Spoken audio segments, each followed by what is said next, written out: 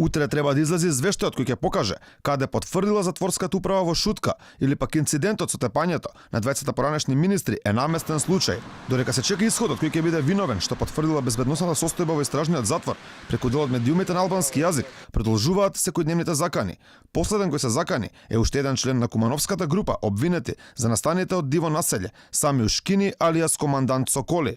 Груевски со своите соработници извршил екзекуција на 4 лица од нашата група и за ова ќе плати денес или по 100 години. Ние се предадовме со гаранции, тие со маски што не тепаа ќе платат денес или по 100 години.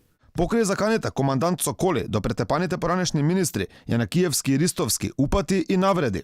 Прво сакам да ставам до знаење дека ние не сме кукавици, додека ти со своите сопартијци не си ништо друго освен едно парче шовинист. Што се однесува на тепањето на вашите сопартијци, поранешните министри на Груевски тие се полоши од оние проститутки, барем тие се обиделе да пружат отпор. Вчера пак во уште едно писмо, објавено во еден од медиумите на албански јазик, Кумановската група порача дека министрите повторно ќе бидат претепани кога ќе им паднат во раце, а закани упатија и до други функционери, меѓу кои Сашо Мијалков, Гордана Јанкуловска и Али Ахмети, велејќи дека можат додат до крајот на светот, но дека тие не простуваат, а доколку не бидат најдени од нивна страна, ќе ги најделе нивните роднини и другари. Што се однесува на Миле Јанакиевски и Спиро Ристовски, Кумановската група ги поддржува Лирим Красничи и Есад Кафеѓоли.